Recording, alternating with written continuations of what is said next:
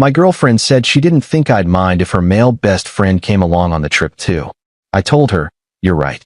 Then I transferred her ticket to one of my female friends and took her to Paris instead. When my girlfriend arrived at the airport, that's when she found out what had happened, and she just stood there, completely shocked. I'm a 29-year-old software architect. I work remotely for a fintech company based in Boston, pulling in about $185,000 a year. I'm not saying that to brag. It's just context for what comes next. I've always been the type to plan things out, think ahead, and treat the people I care about well. Maybe too well. That's probably where this whole mess started.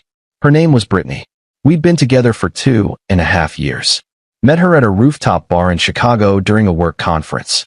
She was a marketing coordinator for a wellness brand, bubbly, social, always had a story to tell. I fell hard. Real hard. The kind where you start imagining a future before you've even had the "what are we" talk. About 6 months into our relationship, she introduced me to him. Connor. Her best friend since college. They'd stayed close after graduation, texted constantly, grabbed lunch every few weeks. I didn't think much of it at first. I'm not the jealous type. I believe people can have platonic friendships. I really do. But there was something about the way she'd light up when his name appeared on her phone. Something about how she'd mention him in every third conversation. Connor said the funniest thing today, she'd say over dinner. Connor thinks I should apply for that promotion. She'd mention while we were watching TV. Connor and I used to do this thing in college where, and she'd launch into some story I'd heard 3 times already. Still, I ignored it. Told myself I was being insecure. Told myself that if I truly trusted her, this wouldn't bother me. So I smiled and nodded and pretended like it was all completely normal. Fast forward to March of this year. Our anniversary was coming up in May, 3 years together. I wanted to do something special. I'd been saving up for months, and I knew Brittany had always dreamed of going to Paris. She'd never been to Europe. Her Instagram was full of saved posts about the Eiffel Tower, little cafes in Montmartre, bookstores along the Seine. So I started planning. Quietly. Carefully. I booked 2 business-class tickets on Air France for May 12th. Reserved a suite at a boutique hotel near the Latin Quarter with exposed wooden beams and a library bar. Lined up dinner reservations at Le Cinq for our anniversary night, a 2 Michelin-star restaurant that required booking 3 months in advance. I researched walking tours, booked tickets to the Musée d'Orsay, even found a small jazz club in Saint-Germain-des-Prés that had incredible reviews. The whole trip was going to cost me close to $8,000, but I didn't care. I wanted to see her face when she realized where we were going. I kept it a secret for weeks. Every time she asked what we were doing for our anniversary, I'd just smile and say, "It's a surprise." She kept guessing. Wine country, the Bahamas, New York, Miami. I just kept shaking my head. Then, 3 weeks before the trip, everything changed. It was a Sunday morning in late April. We were lying in bed. One of those lazy mornings where neither of us had anywhere to be. She was scrolling through her phone, and I was reading a book about behavioral economics. The window was open, and there was a nice breeze coming through. Out of nowhere, she said, "So I was thinking, Connor's been going through a rough time lately." I lowered my book. "Yeah? What's going on?" "He broke up with his girlfriend last month. Stephanie. They were together for like 1.5 years. "That sucks," I said. "Is he doing okay?" She rolled onto her side to face me. "I think so, but he's been kind of down. We got coffee yesterday, and he was just, I don't know, not himself. And he mentioned how he really needs to get away for a bit. Clear his head." I already knew where this was going, but I didn't say anything. I just waited. She smiled at me. "I don't think you'd mind if he came along on our trip too, right? I mean, it'd be fun. The 3 of us. And he really needs it right now." I just stared at her, waiting for the punchline, waiting for her to laugh and say she was kidding. She didn't. She kept talking. "He said he'd pay for his own ticket and everything. He wouldn't be a third wheel, I promise. It's just, he's my best friend, and I think it would really help him to get away for a bit. Plus, you guys would get along great if you spent more time together. You want to bring Connor on our anniversary trip?" I interrupted. She blinked. "Well, yeah. I mean, it's not just about the anniversary, right? It's about having fun and relaxing. And Connor's like family to me. He's been there for me through everything." I felt something shift in my chest. Not anger yet. Not even hurt. Just clarity. "You're right," I said, my voice completely calm. She sat up a little, surprised. "Really? Yeah. I don't mind at all." Her whole face lit up. Oh my God, thank you. I knew you'd understand. This is exactly why I love you. You're so easygoing and secure. You're not like other guys who would get all weird and jealous about this. She leaned over and kissed me on the cheek. You're literally the best. She immediately grabbed her phone and started texting Connor. I could see her thumbs flying across the screen. He's so excited, she said, laughing.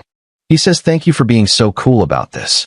I got up and went to the kitchen, made coffee, stood there watching the machine drip while I listened to her in the other room, still texting, still laughing. And that's when I decided. I wasn't going to argue. Wasn't going to beg her to see how completely insane this was. I was just going to act. Update 1 that same afternoon. While Brittany was at yoga, I called the airline. I explained that I needed to change the name on one of the tickets. The customer service rep told me that wasn't possible. Airline tickets are non-transferable. But she said I could cancel and rebook if I was willing to pay the cancellation fee. It was going to cost me about $600 total. I didn't hesitate. Do it. She processed the cancellation. Brittany's ticket was gone. Then I called my friend Alexa. Alexa and I had been friends since college. She's a graphic designer, works freelance, hilarious, sharp as hell. We'd stayed close over the years, totally platonic. She'd met Brittany a handful of times at group hangouts. She was always polite, but never overly warm. Hey, I said when she picked up. Random question. Are you free the first week of May? I think so. What? How would you feel about going to Paris? There was a long pause. I'm sorry, what? Paris. France. First week of May. I have an extra ticket. Business class. 5-star hotel. Are you in? Are you serious right now? Dead serious. What about Brittany? Long story. I'll explain later. Are you in or not? She laughed. I mean, yeah, obviously. But what the hell is going on? I'll tell you everything. Just say yes. Okay. Yes. Absolutely yes. I booked her ticket that night. For the next 3 weeks, I acted completely normal around Brittany. She kept showing me things Connor had sent her, screenshots of restaurants he wanted to try, photos of neighborhoods he thought looked cool. Connor thinks we should skip the Louvre because it's too touristy, she said one night. I said. She even suggested we get an Airbnb instead of a hotel so we'd have more space to hang out. She had no idea I'd already rearranged everything. The night before the flight, I packed my bag like usual. Brittany was buzzing around the apartment, talking nonstop. Connor had texted her that he was so pumped. She asked if I was excited. Yeah, I said. I'm really excited. The morning of the flight, I got up at 5:30. Brittany was still asleep. I kissed her on the forehead and whispered, I'll meet you at the airport. She mumbled something and rolled over. I grabbed my suitcase and left. I picked up Alexa at 7 o'clock. She was standing outside her apartment with a roller bag and a huge grin. I still can't believe this is happening, she said as she got in the car. We got to O'Hare around 8:30. Our flight was at 11 o'clock.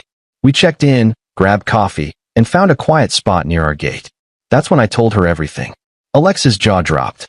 She wanted to bring her male best friend on your anniversary trip? The trip you planned and paid for? Yep. And she thought you'd just be cool with it. Apparently, I'm easygoing and secure. Alexa shook her head. That's insane. Tell me about it. So what does she think is happening right now? I checked my watch. She's probably getting to the airport. She and Connor were supposed to meet at Terminal 3 at 9 o'clock. Their flight is at 11:15. And she has no idea her ticket doesn't exist. Nope. Alexa raised her coffee cup. I don't know what kind of drama I just walked into, but thank you for bringing me. We boarded around 10:30. The flight attendant came by with champagne. Right as the cabin doors closed, my phone started blowing up. 17 texts from Brittany. 4 missed calls. 3 voicemails. Hey, where are you? I'm at the airport. Where are you? The ticket isn't working. They're saying I'm not in the system? What's going on? This isn't funny. Where are you? Are you serious right now? Call me. I turned the phone off completely and put it in my bag. The plane took off. Update 2 Paris was perfect. Alexa and I landed at Charles de Gaulle around 1 a.m. local time. Took a cab to the hotel, checked in, collapsed into our rooms. The next morning, we met in the lobby around 9 o'clock. We walked to a cafe nearby and had croissants and coffee. The weather was perfect, cool and sunny. Alexa kept looking at me like she was waiting for me to crack. Finally, over lunch on the second day, she said, Okay, how are you actually feeling about all this? I thought about it. Honestly, I feel free. No regrets. None. Not even a little bit. Alexa, she wanted to bring another guy on our anniversary trip. What's there to regret? She nodded. I knew something was off with her. Every time we all hung out, she barely talked to you. She was always on her phone. And the way she talked about Connor, it was so obvious. I figured you knew and just didn't care. I think I was in denial, I admitted. You weren't being insecure. You were being disrespected. There's a difference. We spent the week doing everything I'd planned. The Louvre on Monday, Versailles on Tuesday, a river cruise on Wednesday. Alexa was the best travel partner. Easygoing, funny, up for anything. We ate too much bread and cheese. Drank wine at lunch. Stayed out late listening to street musicians. Took a stupid amount of photos. I didn't think about Brittany much during the days. But at night, alone in my room, I'd wonder what she was doing. If she'd actually gone to Paris with Connor. On the fourth night, after a bottle of wine at a bistro, Alexa said, "Can I ask you something?" "Sure. Why didn't you just break up with her before the trip?" I swirled the wine in my glass. I guess I wanted her to feel what I felt. To understand what it's like when someone you care about chooses someone else over you. And do you think she gets it now? I don't know. Maybe. She squeezed my hand. For what it's worth, I think you did the right thing. By the time we flew back, I'd gotten over 200 messages from Brittany. I skimmed a few on the flight home. They ranged from confused to furious to apologetic. Connor had apparently paid for her ticket after the airport disaster. They'd spent the week in Paris together. She sent photos. The two of them at the Eiffel Tower, drinking wine, smiling. The last text she sent said, "We need to talk. I'll be at the apartment tomorrow." Update 3: I got back to Chicago on Tuesday afternoon. Took an Uber home. The apartment looked the same. Brittany's stuff everywhere. She showed up an hour later. She looked tired. Hair in a messy bun. Eyes red. "Hey," she said. "Hey." She crossed her arms. "So are you going to explain what the hell that was?" I think it's pretty self-explanatory. Her jaw clenched. "You canceled my ticket. You took Alexa to Paris. On our anniversary trip. You wanted to bring Connor. That's not the same thing, isn't it?" Her face went red. "Connor is my friend. Alexa is, what? Your backup girlfriend. Alexa's my friend. Same as Connor's yours. Right." She didn't answer. I stood up. "You really don't see it, do you?" "See what?" "How disrespectful that was. Asking me if your guy friend could come on a trip I planned for us. For our anniversary. A trip I spent thousands of dollars on. I didn't think it was a big deal." "That's the problem, Brittany. You didn't think. You didn't think about how I'd feel. You just thought about what you wanted. What Connor wanted." Her eyes started to water. "I didn't mean it like that." "Then how did you mean it?" She sat down on the couch, head in her hands. "Connor's been going through a lot. I just wanted to help him. I thought it would be fine. Because I'm always fine with everything, right? Because I'm the easygoing boyfriend who never complains." She looked up at me, tears streaming. "That's not fair." "No. What's not fair is you expecting me to be okay with you prioritizing him over me. Again and again. I don't prioritize him over you. Brittany, you talk about him constantly. You text him more than you text me. And then you wanted him to come on our anniversary trip. Do you understand how that made me feel?" "I'm sorry," she whispered. "I'm sorry, okay?" I walked to the window. "Did you sleep with him?" Silence. I turned around. "No," she said. "Are you in love with him?" "No. It's not like that." "Then what is it like?" She wiped her eyes. "He's my best friend. That's all. We have history. It doesn't matter what it means. What matters is how it made me feel. And you never cared enough to ask." She stood up. "So you're just going to throw away 2.5 years?" It wasn't one mistake. It was a pattern. This was just the moment I finally saw it clearly. "So you humiliated me at the airport?" "I didn't humiliate you. I just stopped accommodating behavior that was hurting me." She shook her head. "I can't believe you did this." I grabbed my jacket. "I'm staying at a hotel tonight. We can figure out the apartment stuff later. But I'm done." "Wait." She stepped toward me. I stepped back. "Don't. You're really breaking up with me? You did that yourself when you asked Connor to come to Paris." I walked past her. She called my name once, but I didn't turn around. I left. Final update: it's been 4 months since Paris. I moved out at the end of May. Found a new place in Logan Square, a 1-bedroom with exposed brick and big windows. It feels like mine in a way the old apartment never did. Brittany kept the old place. We split everything over text. Civil, cold, but civil. She tried to call me a few times in June. Left voicemails. I listened to the first one, her apologizing, saying she wanted to talk. I deleted the rest. Eventually, she stopped. I heard through mutual friends that she and Connor started dating in July.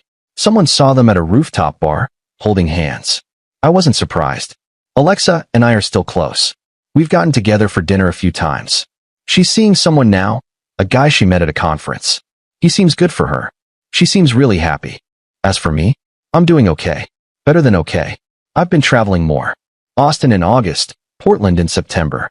Started picking up hobbies I'd let slide. Got back into guitar, joined a soccer league, started reading more. I started seeing someone new in October. Her name is Lily. She's a veterinarian. We met at a Halloween party. It's nothing serious yet, but it feels different. Lighter. Easier. She doesn't have a Connor. And I don't spend my time wondering where I stand. I don't regret what I did. Not for a second. I spent years being understanding. Being patient. Being the easygoing boyfriend. Letting things slide. But at a certain point, understanding turns into being a doormat. And patience turns into allowing yourself to be disrespected. I wasn't going to let that be my story. Sometimes people don't realize what they have until it's gone. And sometimes, by the time they realize it, you've already moved on. That's where I'm at now. Moved on. No bitterness. No lingering what-ifs. Just a guy who took himself to Paris and realized that sometimes the most loving thing you can do is walk away. Edit 1. A few people asked if I ever talked to Connor. I didn't. Never saw the point. He wasn't the problem. Brittany was. Edit 2. For those asking about Alexa. No, we're not together. We're genuinely just friends. And honestly, I'm glad we didn't complicate it. Edit 3. Brittany did apologize about a month after the breakup. Sent me a long text saying she understood why I did what I did. I appreciated it. But by then, I'd already moved on.